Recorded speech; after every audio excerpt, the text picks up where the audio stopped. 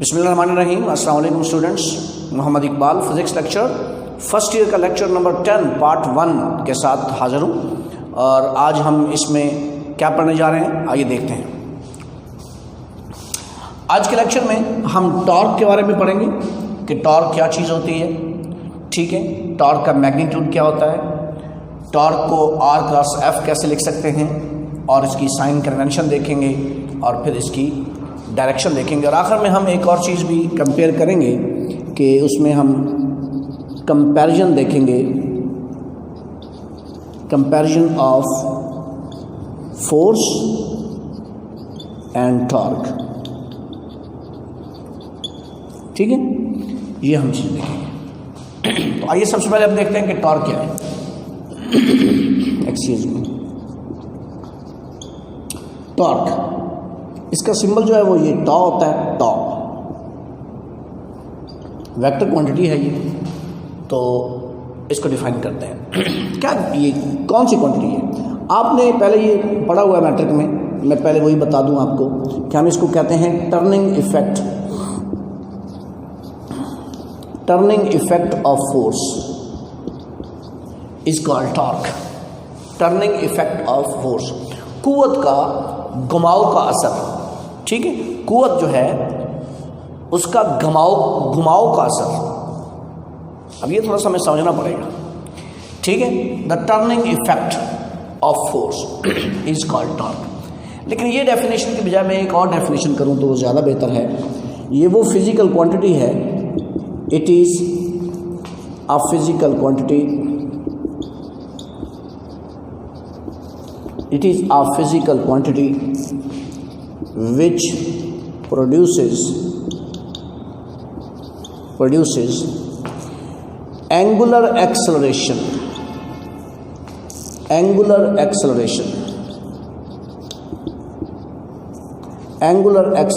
in a body, ठीक है। ये वो फिजिकल क्वांटिटी है जो किसी बॉडी के अंदर एंगुलर एक्सेलरेशन यानी जावियाई एक्सेलरेशन पैदा करती है। तो टॉर्क वो क्वांटिटी है जो किसी बॉडी के अंदर एंगुलर एक्सेलरेशन पैदा करती है, ठीक है। एंगुलर मतलब जावियाई यानी सर्कुलर। एक होता है लीनियर एक्सेलरेशन, जो कि आप जानते ही हैं, चैप्टर जो है वो मैटर में भी आप पढ़ चुके हुए हैं।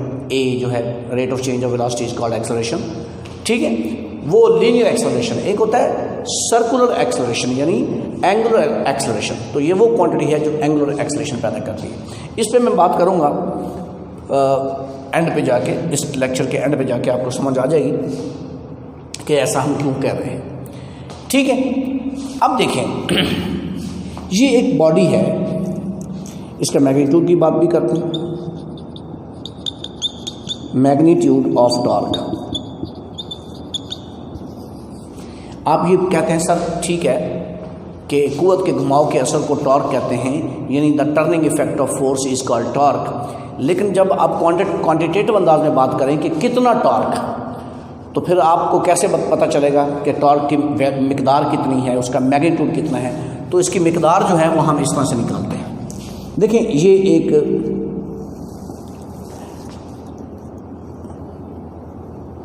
इस तरह से रॉड है, ठीक है, और ये रॉड इस पॉइंट पे घूम सकता है, पॉइंट ओ पर। इसको आप पिवट कहते हैं,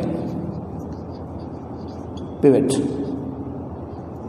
इस पॉइंट पे ये बॉडी घूम सकती है ओ पर, ठीक है। यहां पे मैं फोर्स लगाता हूं, यहां पे मैं फोर्स लगाता हूं। चलें ऐसे कर लें, नीचे की तरफ फोर्स लगा देता हूं। इसको कहते हैं line of action of force. ये line of action of force, ठीक है। तो line of action of force जो है वो ये पास हो रहा है इस तरह से। इसको को नाम दे देते हैं, इस पॉइंट को लेट, इसको आप पॉइंट पी कह दें, ठीक है। तो बॉडी यहाँ घूम सकती है और यहाँ पे फोर्स लग रही है, ये line of action of force है। जैसे कि आपने अक्सर देखा होगा गाड़ी का जो है वो टायर खोलते हुए रॉड से, ठीक है, हम जिसको हम क्या कहते हैं, लीवर, वो जो रॉड होता है लंबा सा रॉड, उससे हम नट खोलते हैं, कार का भी, बस का भी, तो आपने अक्सर देखा होगा, ठीक है, या नल का चलाते हैं, ठीक है, बहुत सारी उसमें एग्जांपल्स आप ले सकते हैं। अब दो चीज़ें हैं, यहाँ पे फोर्स लग रही है F और यहाँ पे बॉडी घूम सकती है, ठीक है। ये एक लाइन यहाँ पे हम ड्रॉ कर देते हैं जो पिवट से गुजर रही है, जो कहाँ से गुजर रही है, पिवट से गुजर रही है। इस लाइन को वैसे कहते हैं एक्सिस।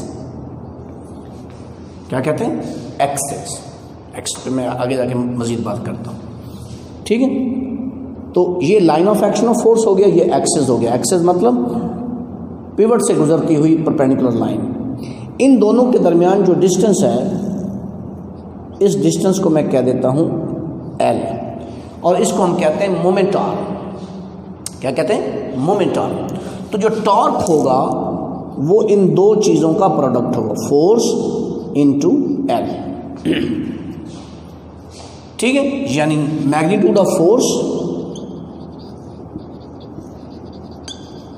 मैग्नीट्यूड ऑफ फोर्स और इनटू मोमेंट आर्म,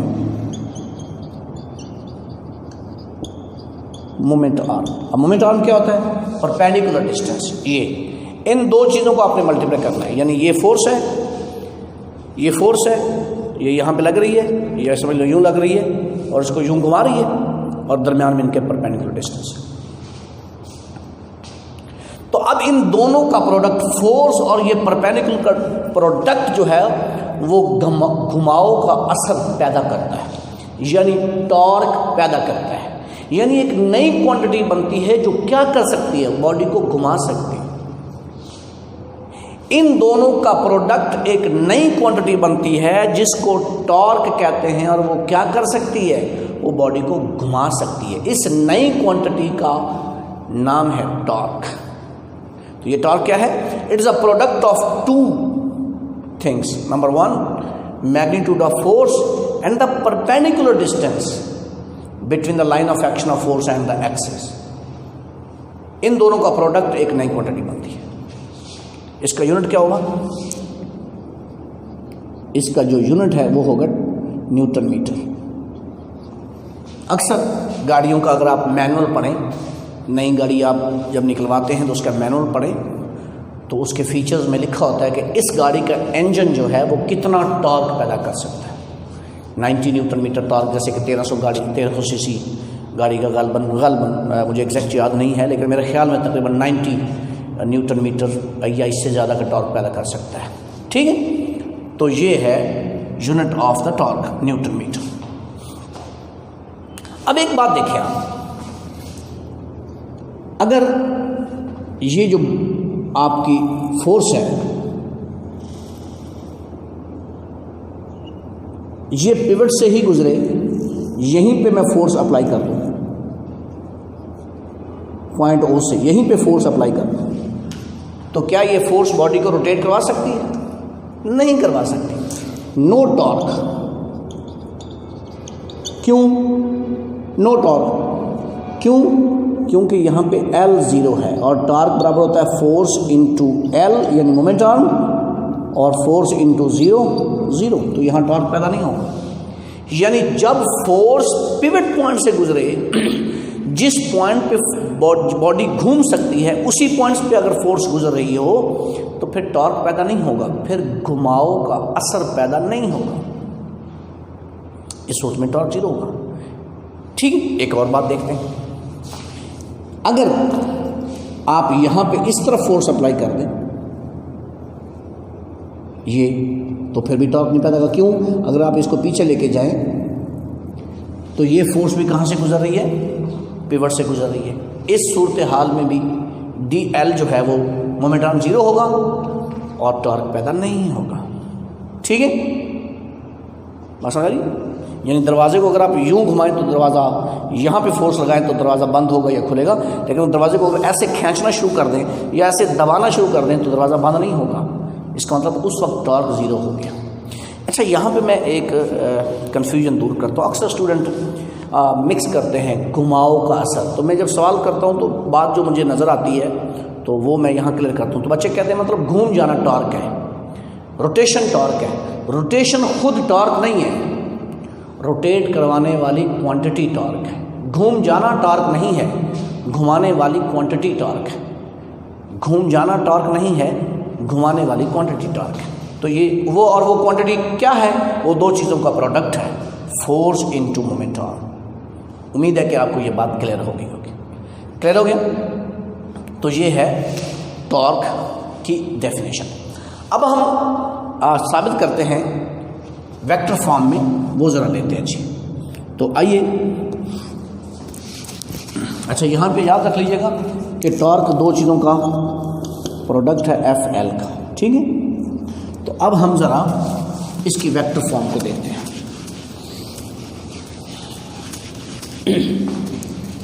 इसके लिए एक आप बेतरतीब सी को बॉडी ले सकती हैं, जैसे आपकी बुक में दी गई है, या कोई और भी ले सकते हैं, हम कोई टेंशन नहीं है, ठीक है। ये एक बॉडी है। अच्छा, ये बॉडी जो है ये रोटेट कर रही है और पॉइंट ओ पर रोटेट कर रही है, यहाँ पे, यहाँ पॉइंट ओ पे। अच्छा, फोर्स यहाँ पे लग रही है, और फोर्स कैसे लग रही है, इस डायरेक्शन में लग रही है। ये आपकी फोर्स वेक्टर फॉर्म है। ये पॉइंट ओ है और ये पॉइंट पी है जहाँ पे फोर्स लग रही है। यानी जैसे ये एक बॉडी हो, यहाँ घूम रही है और आप यहाँ पे फोर्स लगा रहे हैं, ठीक। ये पी क्या है, point of application of force. O क्या है, पिवट, जहाँ बॉडी घूम सकती है, जिस पॉइंट के गिर्द बॉडी घूम सकती है, ठीक है। तो यहाँ से ये अगर मैं एक वेक्टर ड्रॉ करूँ, ओ से पी तक का वेक्टर, ओ से पी तक का वेक्टर, तो इसको हम कहते हैं आर। पढ़ा हुआ है आपने, position vector of point P with respect to pivot. ये बड़ा इंपॉर्टेंट बात है, इसको कंफ्यूज नहीं करना। What is R? Position vector of point P with respect to pivot, with respect to origin नहीं, with respect to pivot। Position vector of point of application, जहाँ पे फोर्स लग रही है वो आपने आइडेंटिफाई करना कि फोर्स कहाँ लग रही है, वो पॉइंट कौन सा है। आमतौर पे उसको पॉइंट पी कह देते हैं, ठीक है। तो उसका आपने क्या मालूम करना है, पोजीशन वेक्टर आर। किसके लिहाज से, पिवट के लिहाज से, ठीक है। ये दो चीज़ें। अच्छा जनाब, अब यहाँ पे अगर मैं फोर्स के दो कंपोनेंट कर लूं,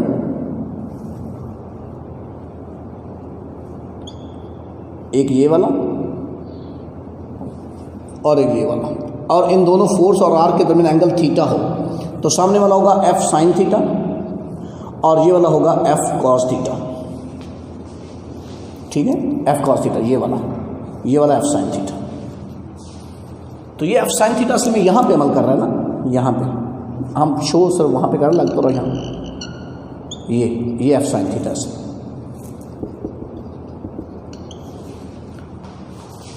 ठीक, एफ साइन थीटा। तो अब इस फोर्स का टॉर्क क्या होगा, वो टॉर्क होगा एफ एल, यानी मैग्नीट्यूड ऑफ फोर्स, वो तो आपने एफ ले लिया। यहां मोमेंट आर्म क्या होगा, अच्छा सॉरी, यहां पे कौन सी फोर्स है जो परपेंडिकुलर है, वो है F sine theta. F cos theta तो ओ से गुजर रही है, पिवट से गुजर रही है, ये तो बॉडी को रोटेट नहीं करवा सकती, ये तो बॉडी को ऐसे रोटेट नहीं करवा सकती। तो एफ कॉस थीटा का टॉर्क जीरो होगा। तो टॉर्क किसका होगा, एफ साइन थीटा का। अब देखें यहाँ पे ये एफ साइन थीटा है और ये ओ से लेकर पी तक ये परपेंडिकुलर डिस्टेंस है, ये आपका एल हो गया। इसका मतलब है कि यहाँ पे आप फोर्स क्या लेंगे, एफ साइन थीटा लेंगे जो परपेंडिकुलर है, और दूसरा एल क्या लेंगे, बताएं एल क्या है, मोमेंट आर्म कौन सा है, ओपी। अच्छा, ओ से लेकर पी तक ये जो लेंथ है, तो ओ से लेकर पी तक जो लेंथ है ये असल में क्या है, ये वेक्टर आर का मैग्नीट्यूड है, वेक्टर आर का मैग्नीट्यूड है। तो ये क्या आ गया, ये आ गया F sine theta into R, ठीक है, यानी आर एफ साइन थीटा, ये टॉर्क हो गया, ये टॉर्क का मैग्नीट्यूड होगा। अब आपने क्रॉस प्रोडक्ट पढ़ा है, और क्रॉस प्रोडक्ट में मैंने क्या कहा था कि अगर एक वेक्टर का पूरा मैग्नीट्यूड और दूसरे का वो कंपोनेंट लें जो उसके ऊपर परपेंडिकुलर हो, तो फिर इसका रिजल्ट एक वेक्टर क्वांटिटी होती है, और ऐसे प्रोडक्ट को आप क्रॉस प्रोडक्ट कहते हैं। तो इसलिए आप इसको लिख सकते हैं आर क्रॉस एफ, ठीक है, और ये वेक्टर क्वांटिटी होगी। By the physical interpretation of the cross product हम इस चीज़ को क्रॉस प्रोडक्ट लिख सकते हैं, वेक्टर आर और वेक्टर एफ का क्रॉस प्रोडक्ट लिख सकते हैं, क्योंकि क्रॉस प्रोडक्ट यही डिफाइन करता है कि एक वेक्टर का पूरा मैग्नीट्यूड और दूसरे का वो कंपोनेंट लें जो उसके ऊपर परपेंडिकुलर हो, तो फिर उसका प्रोडक्ट एक वेक्टर क्वांटिटी होती है, जिसको हम इस तरह शो करते हैं। ए क्रॉस बी शो करते थे, यहाँ पे हम आर क्रॉस एफ शो करें, ठीक है। इसके अपोजिट भी आप ले सकते हैं, एक और तरह से भी आप रिजॉल्व कर सकते हैं। कैसे? अगर आप एफ को रिजॉल्व ना करें, आर को रिजॉल्व करें, तो फिर देखें, ये आपका वेक्टर पॉइंट ओ, ठीक है, ये पॉइंट बी, ठीक है, यहाँ पे ये लग रही थी फोर्स, और ये पॉइंट से ये वाला था आर, ये आर, और आर और एफ के दरमियान एंगल है थीटा,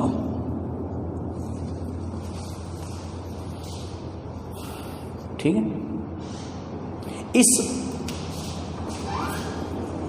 एफ को अगर मैं पीछे बढ़ा दूँ, बुक के मुताबिक भी कर देता हूँ, वैसे भी कर देता हूँ, इसको मैं अगर पीछे बढ़ा दूँ, ठीक है, तो ये एंगल भी क्या होगा? थीटा। क्यों? Alternate angles are congruent. ये ऑल्टरनेट एंगल्स हैं, मुतबादला जाविये मुतमासिल होते हैं, मैटर में पढ़ा हुआ है आपने उर्दू में भी, मुतबादला जाविये मुतमासिल होते हैं, ऑल्टरनेट एंगल्स आर कॉन्ग्रुएंट। अच्छा, अब एक ये कंपोनेंट हो गया, एक ये कंपोनेंट, आर के, वेक्टर आर के दो कंपोनेंट हो गए, थीटा के सामने वाला हो गया आर साइन थीटा, और ये वाला हो जाएगा आर कॉस थीटा।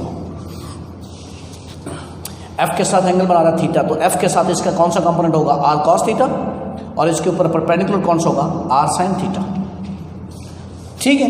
तो अब यहाँ पे टॉर्क क्या होगा? टॉर्क बराबर होगा एफ एल। यहाँ पे फोर्स आप कंप्लीट ले लें, लेकिन एल की जहाँ पे क्या ले लें? एल क्या होता है? Moment arm. तो फोर्स के ऊपर कौन सा परपेंडिकुलर कंपोनेंट है?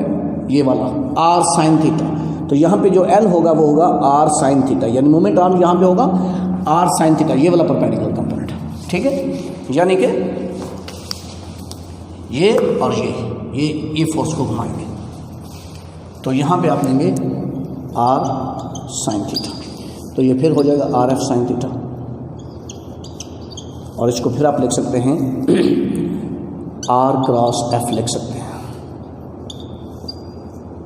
अच्छा, इसको एफ क्रॉस आर नहीं लिखते आमतौर पे, यहाँ पे आप एफ क्रॉस आर भी लिख सकते हैं, लेकिन हम लिखते आर क्रॉस एफ है, लेकिन उसका जो इफेक्ट है उसको हम देखेंगे कि वो क्लॉकवाइज घुमाता है या एंटी क्लॉकवाइज घुमाता है। तो नेगेटिव पॉजिटिव हम वहाँ पे जाके कर लेंगे, बजाय हम यहाँ पे इसको नेगेटिव पॉजिटिव करें, तो वो आगे जाके हम बात करेंगे कि इसका जो इफेक्ट है वो टॉर्क का, क्या वो एंटी क्लॉकवाइज घुमा रहा है या क्लॉकवाइज घुमा रहा है, इसको हम देख लेंगे। तो टॉर्क इज इक्वल टू यहाँ भी आर क्रॉस एफ हो गया, ठीक हो गया। तो ये दूसरी हमारा रिजल्ट हो गया कि टॉर्क को आप लिख सकते हैं आर क्रॉस एफ, ठीक है। ये क्रॉस प्रोडक्ट है और एफ का। और आर वेक्टर क्या है? आर वेक्टर है position vector of point of application of force with respect to pivot. अब इसकी आती है डायरेक्शन।